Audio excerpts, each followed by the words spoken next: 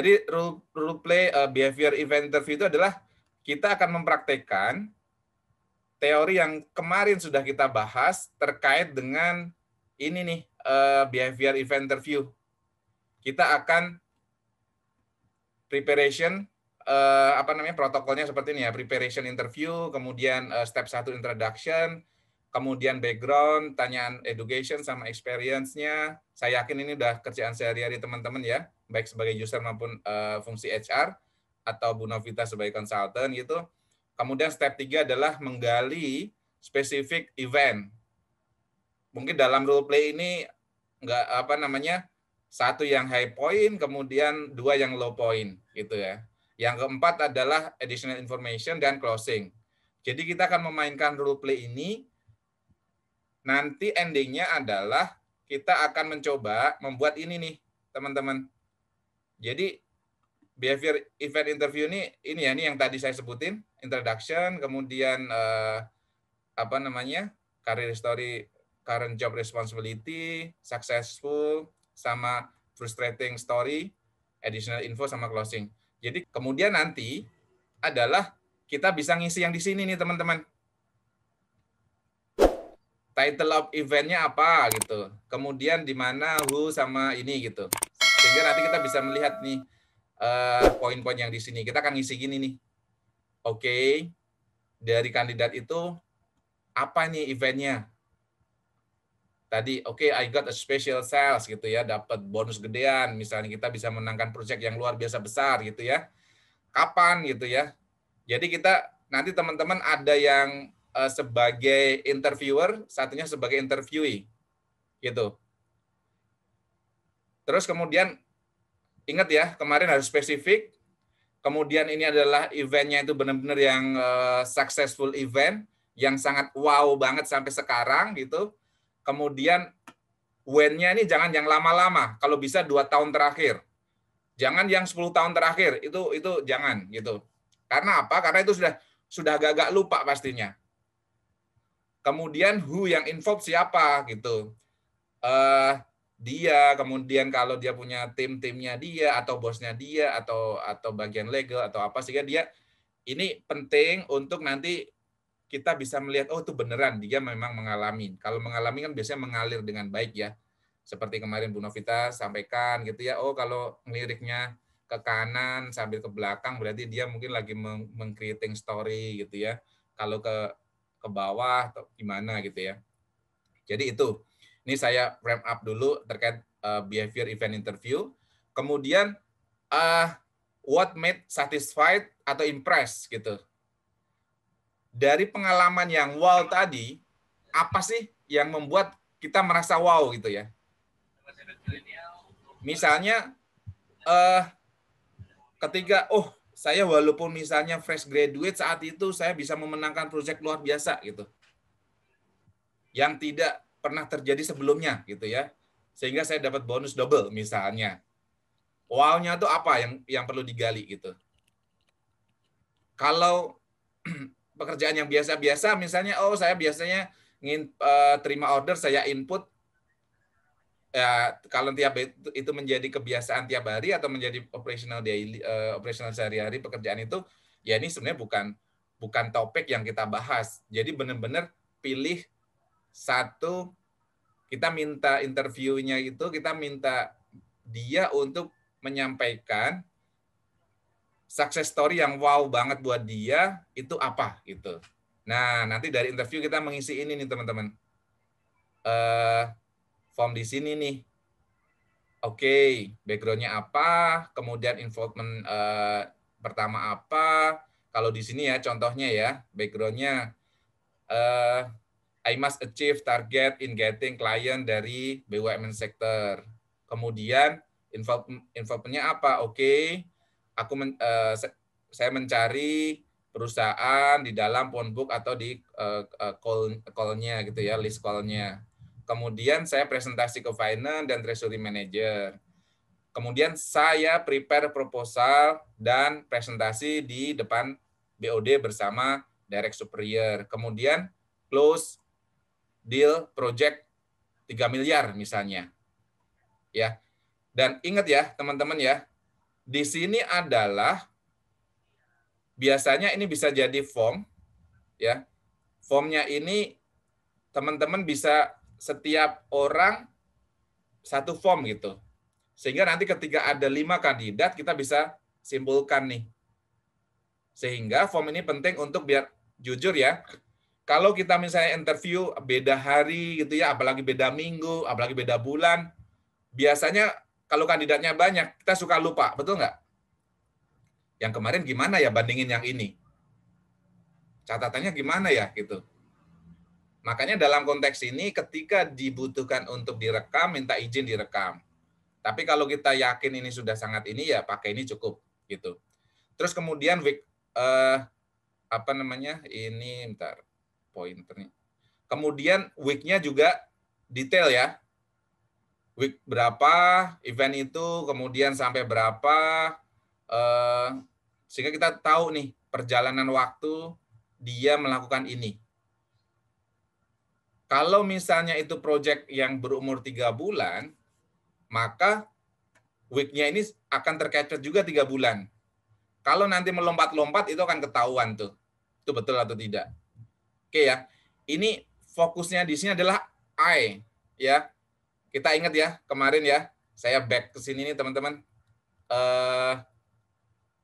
Nih, rule-nya adalah bahwa kandidat itu harus clearly menceritakan dirinya dan action-nya dia.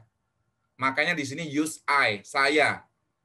Dengan confidence, saya melakukan ini, bukan kami melakukan ini.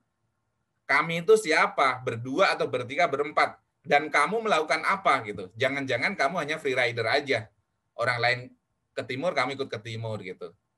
Karena di sini adalah fungsinya I. Yang kita hire adalah I-nya dia itu. Oke ya.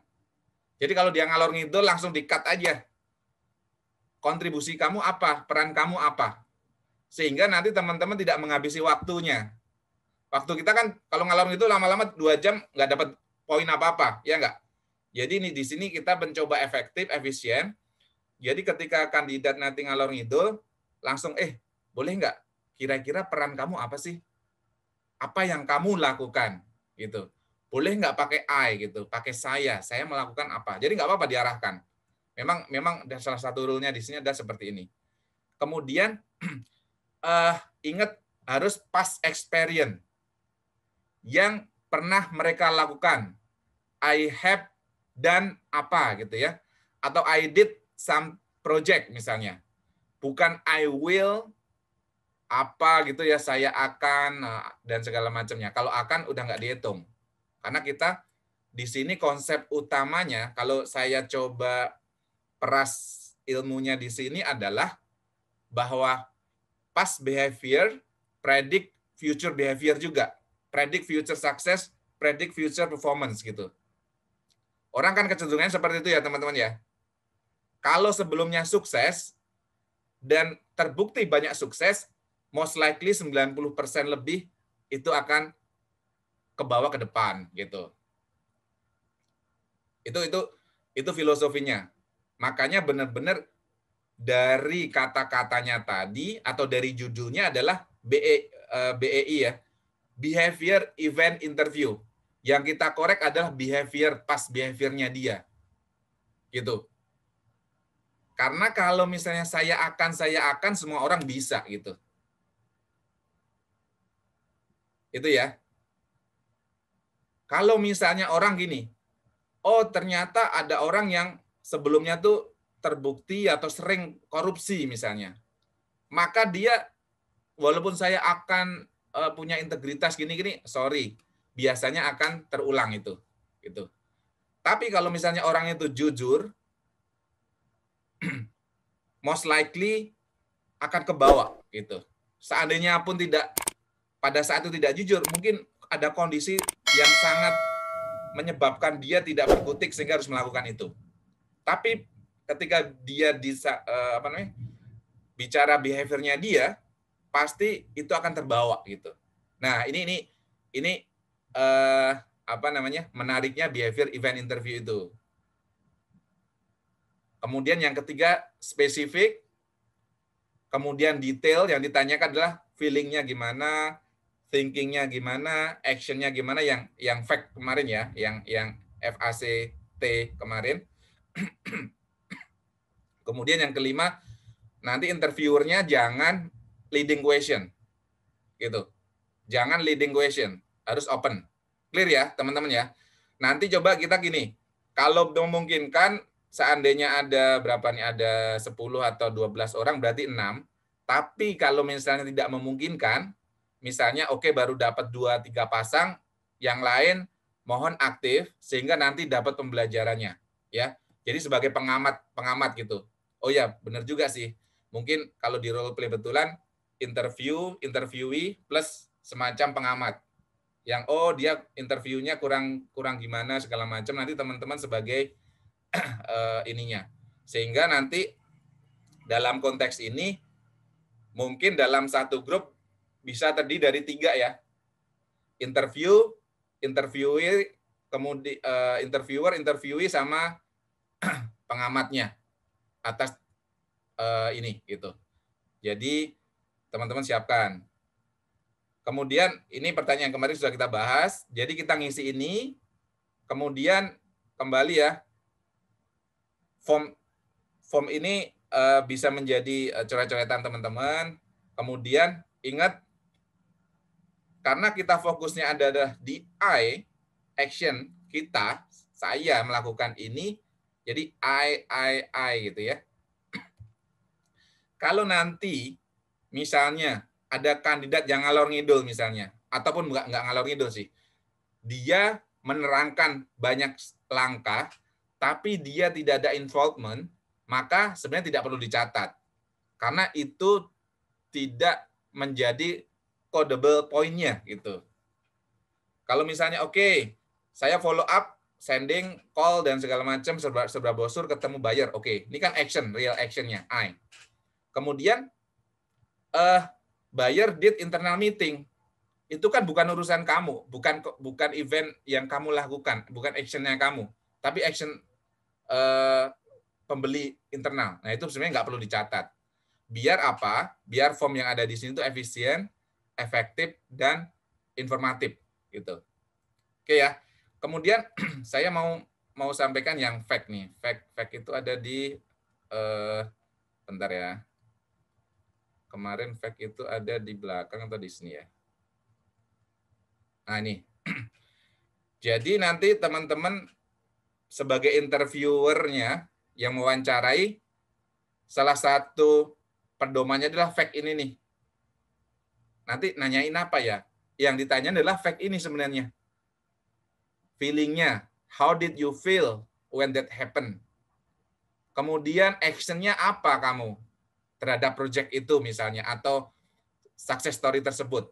Apa yang kamu lakukan? Konteksnya apa situasinya? Rule-nya kamu apa? Gitu. Kemudian cara berpikir kamu, thinking-nya apa? Gitu. Ya, kemarin contohnya udah kita bahas banyak ya. Thinking-nya apa? Ketika menghadapi demo tersebut, atau misalnya nih, pada saat yang kemarin kita contohkan adalah mengapa kamu berpakaian seperti misalnya ke pabrik berpakaian pakai kaos misalnya. Oh, satunya kenapa saya pakai kaos di pabrik? Karena saya berpikir para buruh itu bisa dideketin dengan apabila kita informal, kita merasa sama dengan mereka, maka saya ganti tuh, saya daripada pakai jas saya pakai kaos. Oke. Akan berbeda jawabannya ketika kebetulan saya adanya kaos di mobil. Jadi saya pakai kaos aja. Itu kan value-nya beda ya. Thinking-nya beda nih. Orang melakukan hal yang sama tapi by design, sama orang yang kebetulan, itu poinnya ada 0 sama 1 tuh. Karena apa? Ketika dia di situ ternyata ada jas, berarti dia pakai jas, misalnya. Even ketika dia pakai jas, maka kita juga tanya, kenapa kamu pakai jas, misalnya. Kalau trainer mungkin beda lagi. Oh, saya pakai jas karena teori yang saya dapatkan misalnya ketika kita ngisi training, maka kita harus satu level di atasnya dalam hal baju misalnya. Kalau misalnya ini pakai kaos, saya pakai kemeja gitu ya.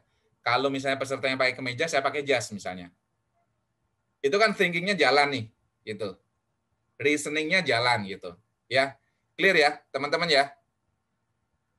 So far ada pertanyaan nggak? Kita akan lari ke sini nih, ke apa namanya, ke role play. Jadi nanti tugasnya Bu Risma adalah mengisi ini ya, yang tadi form ini, form roadmap milestone discuss ini harus diisi, ya. Clear ya. Nanti pengamat sebenarnya juga harus bisa memberikan feedback ini nih. Title eventnya ternyata Bu Risma kurang detail atau apa gitu ya. Kemudian timeline-nya kurang gitu ya. Kemudian involvement-nya masih belum clear. Jadi semuanya serius untuk memperhatikan gitu. Saya tadi kenapa Pak Hasanin saya ini kan sebagai interviewee, sebagai calon kandidat gitu ya. Nah ini dengan pengalaman beliau nanti pasti banyak cerita-cerita sukses gitu. Nah ini nanti harapannya adalah Bu Risma bagaimana menggali success story-nya. Dan kebetulan Bu Risma adalah di bagian HR jadi sering melakukan apa tuh namanya interview untuk membedah gitu ya atau menggali informasi sebanyak dari interviewee gitu.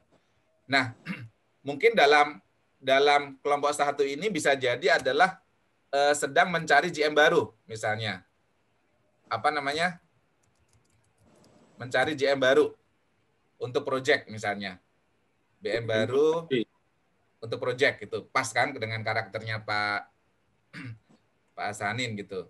Nah tentunya nanti ya dalam hal pertanyaan mengacu yang tadi saya sampaikan di awal frameworknya harus tadi kemudian past experience, kemudian detail, ya kan? Kemudian jangan pakai leading questions gitu. Terus yang ditanyakan tetap harus pakai fact tadi, yaitu feeling, action, konteks, sama thinking-nya. Sebenarnya nih untuk mencari apa gitu ya? Mencari kompetensi yang dibutuhkan nih. Seperti yang kemarin saya sampaikan, kompetensinya nanti silahkan ditentukan misalnya oleh Bu Risma nih. Hal ini kita bisa batasin dulu untuk role play nih. 3 misalnya. Yang pertama adalah achievement orientation, yang fokus event question yang kemarin saya bagikan. Yang nomor 2 analytical thinking. Yang ketiga adalah customer service orientation. Kenapa kompetensi ini penting? Achievement orientation misalnya. Karena butuh sebuah GM project, maka project itu harus kelar dengan tepat waktu dan profitable. Gitu kan ya Pak Hasanin ya? Kedua, analytical thinking apa? Ketika misalnya dalam mencapai target tersebut kan tentunya banyak kendala-kendala di lapangan, problem solving harus dilakukan, bagaimana dia cara memecahkan masalah itu runtut atau tidak gitu. Meloncat-loncat atau memang logiknya firm gitu. Kemudian customer service orientation adalah karena memang dibutuhkan di dalam apalagi project harus serve misalnya project owner gitu ya atau building owner, nah itu penting banget tuh gitu. At least 3 itu deh. Karena ketika nanti yang kita cari hanya staff gitu ya, mungkin apa namanya analytical thinking-nya nggak terlalu misalnya, ya itu nggak perlu digali gitu. Yang penting dia misalnya time management misalnya, is okay. Jadi kompetensi ini tergantung dengan pekerjaan apa yang dibutuhkan yang akan membawa berdampak kesuksesan itu. Oke ya. Ini role play ini teman-teman tolong pastikan yang walaupun nggak kebagian, sebenarnya yang lain ini bisa jadi pengamat nih nanti. Pengamat 1 sampai 8 lah gitu. Dan bisa memberikan feedback. Silahkan Bu Risma untuk 25 menit ke depan. Waktu saya serahkan untuk menginterview kandidat baru kita Pak Hasanin sebagai salah satu kandidat GM baru gitu ya. Silahkan Bu.